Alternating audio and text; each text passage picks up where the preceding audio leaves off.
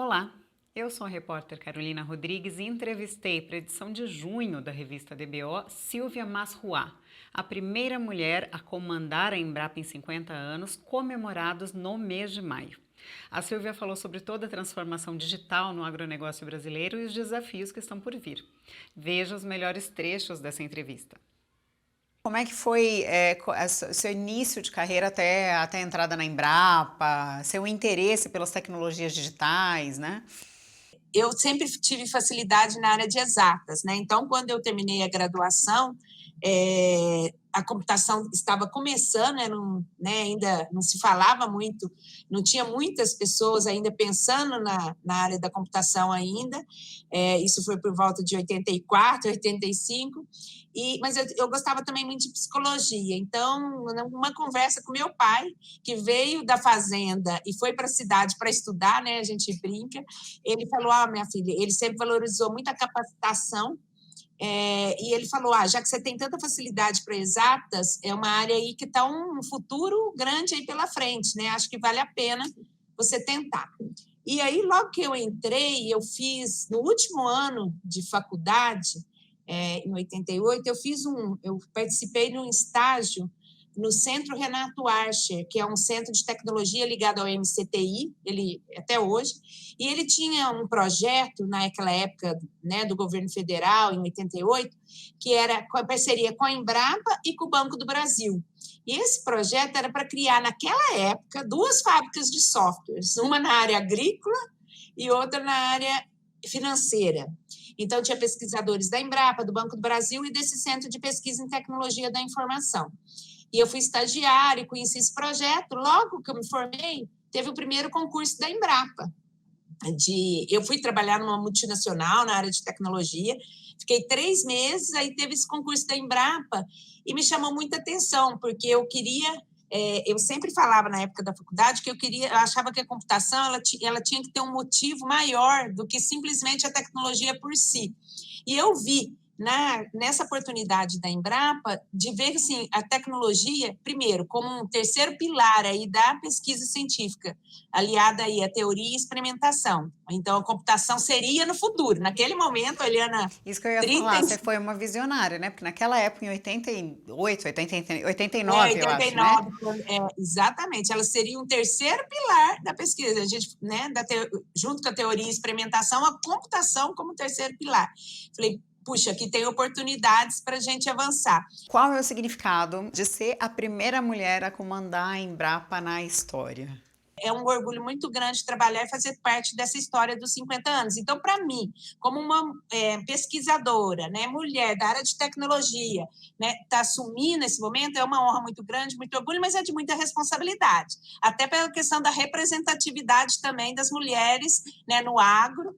Né, hoje, quando eu fui chefe, da Embrapa Agricultura Digital, no início, em 2015, eu acho que nós éramos 10%, no máximo 15%, dos 43 centros de pesquisa da Embrapa eram mulheres. Hoje já são uns 25%, quer dizer, a Embrapa tem avançado nessa prática, né, corporativa, de avançar, de valorizar também o trabalho das mulheres. Mas o que eu falo sobre essa questão das mulheres, eu acho que o principal ponto que eu estou aqui, e fui convidada para esse trabalho, eu acredito, é na meritocracia.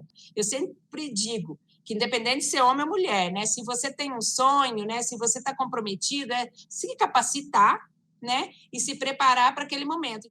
Silvia, a integração lavoura-pecuária, que não tem como não falar dela, né? Foi um divisor de águas para o setor produtivo, para a pecuária. O que você acha que a gente pode alcançar com a integração lavoura-pecuária intensiva? A gente até divide a agropecuária em 3 grandes momentos, né? A grande revolução verde que iniciou lá em 70, né, com a expansão das grandes commodities, tal, que é no início dos anos 70, e no início dos anos 90, a intensificação agropecuária, que aí entra os sistemas integrados, sistemas consorciados, que é esse momento que a gente está vivendo já desde 90, né, a gente já está trabalhando com esse modelo. O que a gente percebe? As práticas sustentáveis, né, que tem trazido esse modelo de integração lavoura-pecuária, né, né? Ou integração lavoura-pecuária-floresta. Sobre a questão da integração lavoura-pecuária intensiva, o que acontece? A gente tem estudos na Embrapa, acho que foi na Embrapa em Sinop, né? A Embrapa Agro Silvio Pastoril, que fez um estudo que a gente aumentando o número de animais, né? A taxa de lotação por hectare, né, eles fizeram um estudo com 10 animais, 10 UA por hectare, durante 2 anos, isso não degradou o solo, né? Depois veio no modelo da integração lavoura-pecuária, depois conseguiram plantar lá a soja, né? Voltar depois a braquiária, a pastagem, então não degradou. Então, essa questão da integração lavoura-pecuária intensiva, ela acaba sendo importante para a gente também nessas áreas de pastagens, né? Que a gente tem para produzir, para aproveitar melhor, né, de aumentar a taxa de lotação e criar mais animais, né? Embora hoje no país a gente ainda tem, como nós temos bastante área com pastos, tal, tem uma grande trabalho na pecuária extensiva, mas cada vez mais isso tem sido trabalhado. E a gente entra nos modelos que a gente trabalha, né, nas diversas combinações, integração lavoura-pecuária, integração pecuária-floresta, integração lavoura e pecuária, então a gente trabalha nessas várias combinações, né? E aí que surgem novos modelos, aí pensando na questão da descarbonização nesse setor da pecuária, que surgiu aí os modelos da carne carbono neutro, carne baixo carbono. Mas de que maneira você acha que a revolução digital pode contribuir para a sustentabilidade?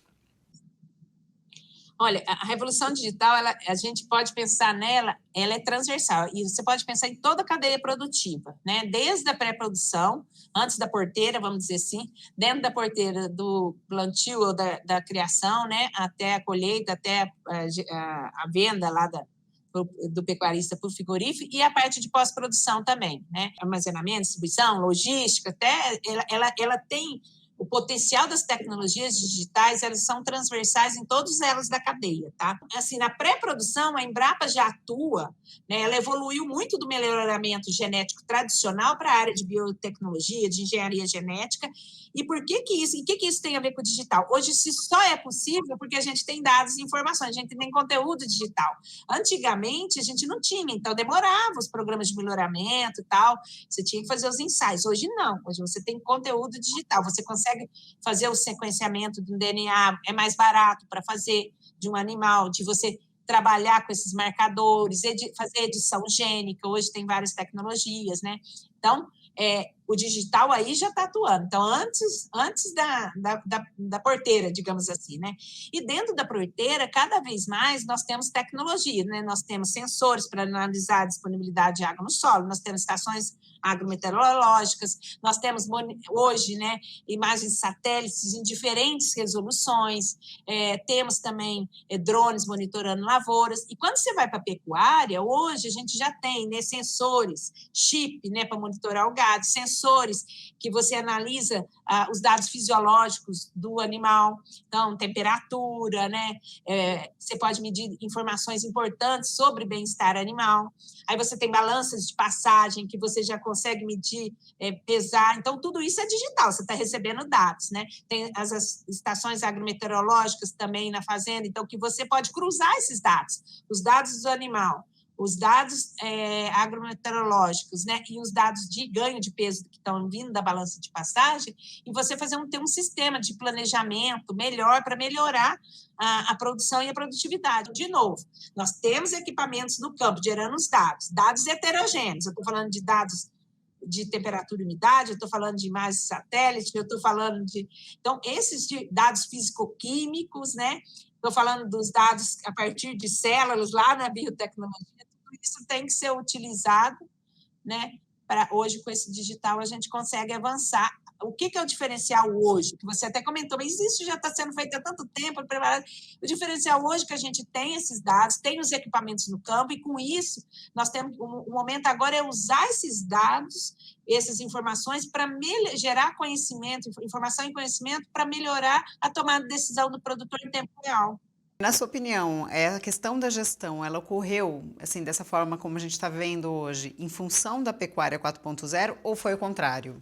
Na verdade, são dois mundos que vieram em paralelo, né? A revolução digital aí que ganhou o 4.0, vamos dizer assim, ganhou um impacto muito forte pela quarta revolução industrial, que começou lá na indústria automobilística alemã, e todo o processo de transformação e automação das indústrias, ele acabou agora impactando outros setores da economia, né? Financeiro, saúde e agro também, o porquê do 4.0 ter chegado no agro e na pecuária também, na agricultura como um todo e na pecuária.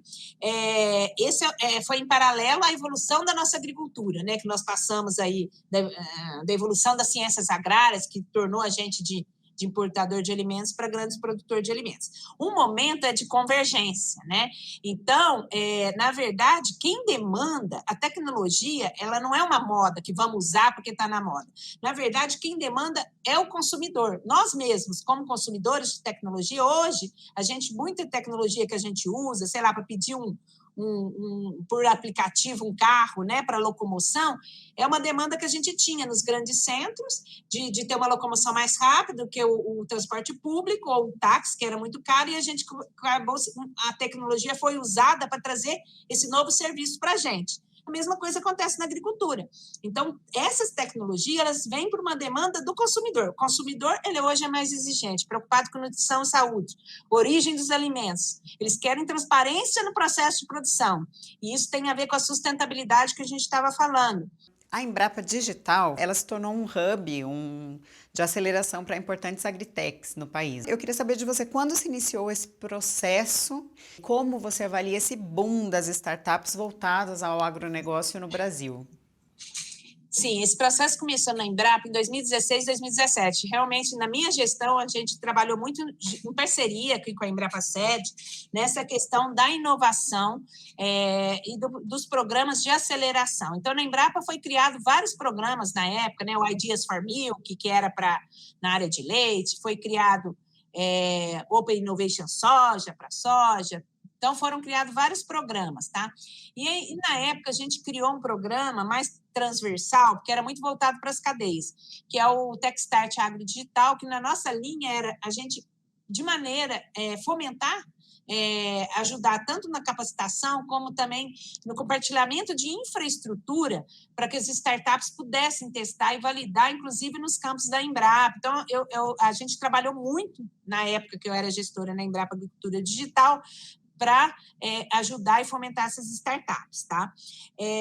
Isso cresceu, em 2016 a gente tinha 75 agtechs, naquele primeiro estudo da Exalc, né?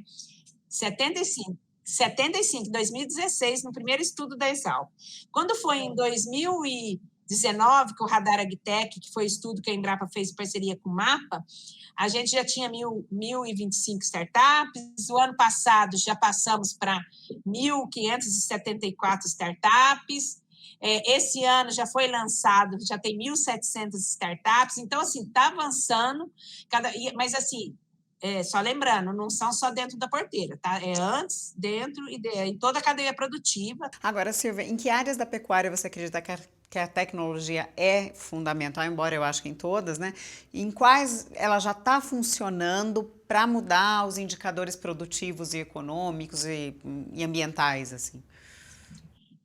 Assim, na verdade, como eu falei, né, a ciência e tecnologia, ela é importante em toda a cadeia produtiva, seja de qualquer área, né, inclusive na pecuária. Então, assim, desde que a gente falar, quando a gente está prospecção de genes mais resistente, então pensando nas forrageiras, nas pastagens, mais resistente a estresse hídrico, ou pastagem, né, forrageiras que sejam mais, que aumenta a produção e a produtividade, o ganho de peso do animal, tudo isso já lá quando a gente está trabalhando no melhoramento genético, na biotecnologia, ele tem uma importância muito grande. Quando a gente vai para dentro da porteira e começa a discutir esses sistemas integrados para mostrar, né, como essa integração lavoura-pecuária, como ele pode captar carbono, mostrar como pode dar uma atividade econômica para o pecuarista ou para o produtor 365 dias ao ano, ele também é importante, né? E quando você entra mais nessas tecnologias digitais, nessa automação, com esses novos implementos agrícolas, como a gente falou aqui, né, essas balanças de passagem e outras, né, para identificar animal e tal, isso tudo é importante. Aqui nós estamos no momento que nós temos que usar essas tecnologias justamente para melhorar a produção e a produtividade, mas pensando não só do ponto de vista econômico, mas nas outras dimensões da sustentabilidade, que é ambiental e social. Né? Então, a gente tem que usar essa tecnologia para isso, né? Para mostrar, no caso da pecuária, uma pecuária sustentável. Para encerrar, Silvia, queria saber de você quais são os maiores desafios da Embrapa nos próximos 10 anos. A gente costuma falar que a Embrapa, né, tem um compromisso com a produção de alimentos saudáveis, né, com bases sustentáveis, como a gente acabou de falar, sustentabilidade nas 3 dimensões, nós temos que trabalhar nas 3 dimensões, né, ambiental, econômica e social, então esse é o nosso compromisso, e para isso a gente tem que pensar em assim, alguns desafios que nós temos. O primeiro deles, que eu costumo colocar, que a gente comentou aqui também na entrevista, é a questão da transição nutricional. Nós estamos passando por um momento, como a gente falou, de um consumidor mais exigente, mais empoderado, preocupado com nutrição e saúde, com novos tipos de dietas, né? Então, isso daí tem exigido da gente, né, novas pesquisas, né, como alimentos mais baseados em plantas, né, plant-based. A gente tem a questão da rastreabilidade para trazer transparência no processo de produção, né? Então, nós temos que preocupar hoje muito com essa questão da transição nutricional, com essa visão do consumidor, o consumo sustentável, como que a gente vai desenvolver os alimentos, melhorar a nossa produção e a produtividade, atendendo esses requisitos desse novo consumidor. O outro ponto, né, a gente destacando aí no segundo ponto, é a questão da transição energética, né? As mudanças climáticas estão aí pressionando a descarbonização, que nós também conversamos aqui, nós já estamos evoluindo nessa questão da agropecuária de baixo carbono, mas nós temos que evoluir mais, né? Temos que diminuir quanto mais a gente puder a dependência dos recursos fósseis, né? Então, esse é um outro desafio. Temos aí a agricultura baseada em insumos biológicos, é outra área que também a gente está trabalhando muito na Embrapa para os próximos momentos aí, né, no futuro que já está chegando, né, a gente já tem inoculantes baseados em insumos biológicos, a Embrapa acabou de lançar o Bioma Foz, entre outros que a gente vem trabalhando. Então, esse é um novo desafio. A gente tem também um desafio da inclusão produtiva, eu costumo falar que a gente precisa trabalhar também com o pequeno e médio produtor e pecuária também, o pequeno e médio produtor, porque o grande produtor ele tem mais acesso a investimento, capacidade de adoção de novas tecnologias. O pequeno e médio ele precisa mais de apoio, né, de políticas públicas que fomentem, né, seja para ele melhorar a renda dele, ou para combater até mesmo a fome, né, a pobreza, diminuir a desigualdade mesmo. Então, esse projeto mesmo que eu te mostrei é nesse sentido, de a gente trazer a tecnologia para o pequeno e médio produtor. Esse é um grande desafio, a inclusão produtiva. Um quarto ponto é o fortalecimento da bioeconomia, né? A gente fala muito da bioeconomia na questão da Amazônia do Cerrado, mas a gente tem que pensar no fortalecimento das ações de bioeconomia nos 3 biomas brasileiros, né? Então, esse é um compromisso também. E para finalizar, fortalecer a Embrapa, né, como uma empresa pública, democrática, plural. Eu costumo dizer que a Embrapa, o sucesso dela nesses últimos 50 anos foi porque ela veio de mão dada com 5 milhões de produtores, e ela continuar de mão dada, a Embrapa trabalha para os produtores, os menos tecnificados aos mais tecnificados. A gente costuma falar que ela trabalha de açaí a zebu, literalmente, porque ela trabalha de açaí, de A a Z, de açaí a zebu. Então, e ela vai continuar trabalhando para o pequeno, médio, grande produtor, porque ela trabalha para a agropecuária brasileira, para a agropecuária tropical. Silvia, olha, eu tenho que te agradecer, foi excelente conversar com você, eu espero que a gente se fale mais. Eu que agradeço, viu, Carol? A gente está aqui na Embrapa à disposição de vocês.